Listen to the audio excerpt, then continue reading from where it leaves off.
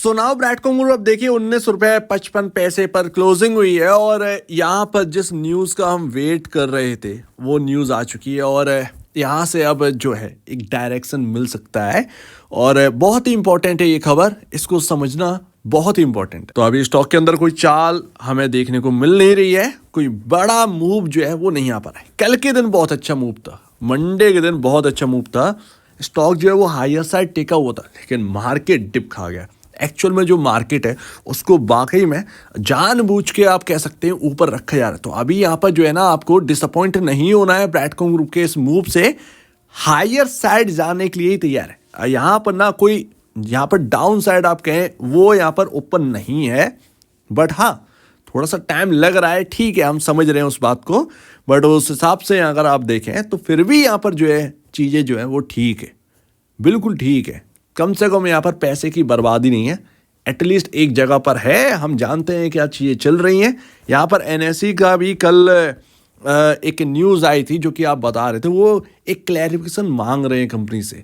तो वो एक रूटीन आप कह सकते हैं, रूटीन अपडेट जो है वो एनएसई ने आपको देते हुए नजर आया है। तो सिंपल सी बात है, बाकी अभी स्टॉक के अंदर कोई मूव है नहीं हायर साइड का, लेकिन हाँ यहाँ पर आप इंडस्ट्री पी देखेंगे तो उसके अंदर बड़ा मूव है। जैसे कि आज आईटी में इतनी बड़ी तेजी रही, तो वो आईटी में आप कह सकते हैं, लेकिन आईटी के अंदर कुछ है नहीं, मार्केट किसी और ही साइड जा रहा। खराब नंबर को भी अच्छे कहना एक आदत बन चुकी है, ये आप कह सकते हैं। और यस ये रियलिटी है, आप देखेंगे खराब नंबर को खराब कहने से बच रहे हैं, सिंपल सी बात है, आईटी को बचा रहे हैं। अदरवाइज नंबर जो है वो इस बार के भी आईटी के अच्छे नहीं है, अभी तो बीसीजी के तो है ही नहीं। तो वही बात है, ठीक है उसको कोई दिक्कत की बात नहीं है, लोग जैसा चाह रहे हैं वैसा ही होगा, मार्केट जैसा चाहेगा वैसा होगा। बट ब्रैडकॉम ग्रुप के अंदर क्या है, ब्रैडकॉम ग्रुप के अंदर इस बार भी जो है वो इसी ट्रेंड लाइन से बहुत ही स्ट्रॉन्ग यहाँ पर जो है रेजिस्टेंस बनाकर चल रहा है। स्टॉक नीचे no down side, higher side resistance, बस यही फेस कर रहा है। यहाँ पर अगर आप देखें तो बस इतना ही ध्यान रखिएगा कि इस पैटर्न के अंदर रहे, इससे बाहर नहीं निकले। यानी कि मैं डाउन साइड की बात कर रहा हूँ, हमें डाउन साइड नहीं चाहिए। और वैसे भी इतनी सारी खबरें आ चुकी हैं, आप क्या ही डाउन साइड लेकर आओगे, सिर्फ और सिर्फ Q2 कितना डेटेरिएट हुआ है बस वही देखना है, तो और कुछ है नहीं। और वैसे भी मार्केट को जब पता लग ही गया है कि Q2 में डेटेरिएट यहाँ पर होने वाले हैं नंबर्स, तो उसका कोई मतलब है नहीं। कब आएगा ये Q2 का नंबर वो देखना है, बट मैनेजमेंट जो है वो फिलअप कर रहा है धीरे धीरे, तो वो कहीं ना कहीं नंबर्स भी अब आने को है ही, आने को ही आप कह सकते हैं। अभी भी नंबर चालू ही है, तो हो सकता है फरवरी एंड में आ जाए या फिर यहाँ पर जो है मार्च के स्टार्टिंग में आ जाए, पॉसिबल है। तो वो यहाँ पर है, बट हमें जो खबर का इंतज़ार था वो म्यूचुअल फंड की, आपने देख ही ली होगी। इस बात को समझिए, इतनी बहुत बड़ी बड़ी न्यूज़ आ गई, बहुत नेगेटिविटी हो गई, बट फिर भी अगर आप देखें, और म्यूचुअल फंड के पास टाइम था अपनी पोजीशन को हटा देने का, बट ऐसा कुछ हुआ नहीं है। 4.59 या कह सकते हैं 4.60% यहाँ पर जो है जो क्वांटिटी है वो यहाँ पर और बढ़ाई गई है ब्रैडकॉम ग्रुप की buy Nippon India small Nifty small cap 250 index fund. तो यहाँ पर ये बिग पॉजिटिव है। ग्रो भी धीरे धीरे इंक्रीज कर रहा है, ग्रो के पास फंड कम है क्योंकि वो शुरुआत कर रहा है ना मार्केट के अंदर, तो उसकी वजह से जगह जगह उतना इन्वेस्ट नहीं कर सकता है, धीरे धीरे धीरे ही इन्वेस्ट करेगा। तो वो है, तो म्यूचुअल फंड का डेटा आना स्टार्ट हो चुका है। एफआईएस की बात मैंने आपसे करी थी, कल आपको अपडेट नहीं दे पाया।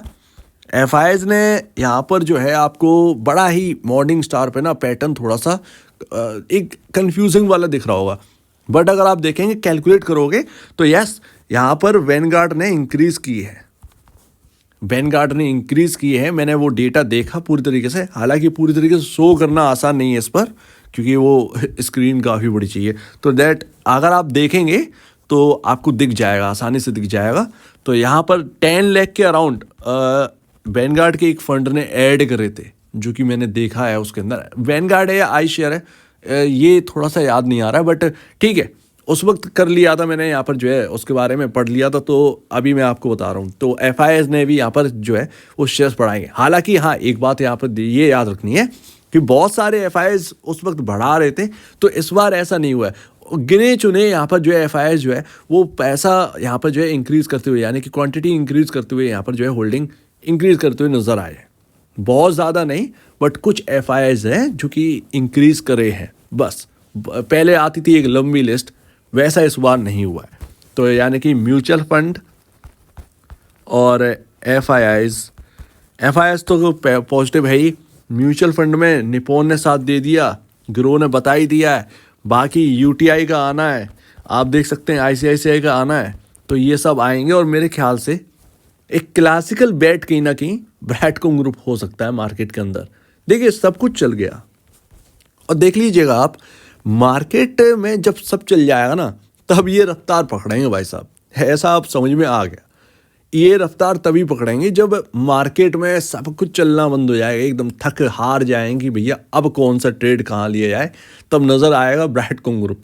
यही ऐसा ही लग रहा है। और पी रेशियो आप देख सकते हैं, हम तो 2.79 पर स्टक हो चुके हैं, एकदम फेविकॉल, एकदम फेविकॉल ये आप कह सकते हैं। मार्केट कैप वही 4,000 करोड़ के अराउंड, बस वहीं पर एकदम चिपकू एकदम।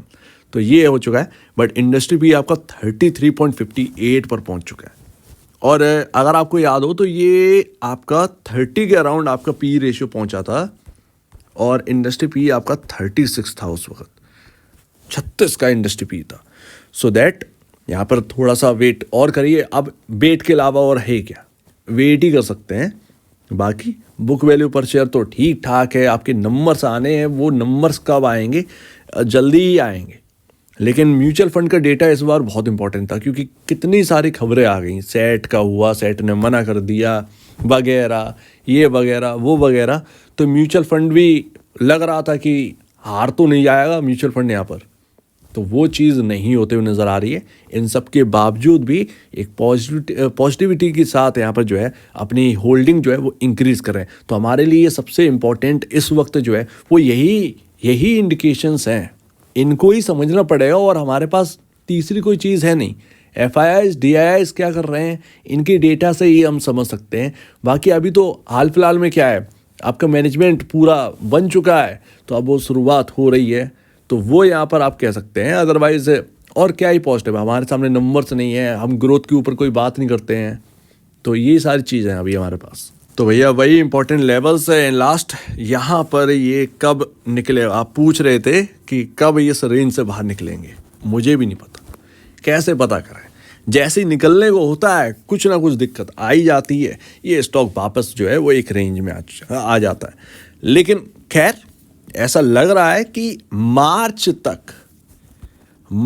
तक इसके अंदर शायद कुछ बड़ा हो जाए, शायद होप है ये फरवरी लास्ट या मार्च तक यहाँ पर जो है ब्रैडकॉम ग्रुप कुछ करता हुआ नजर आए।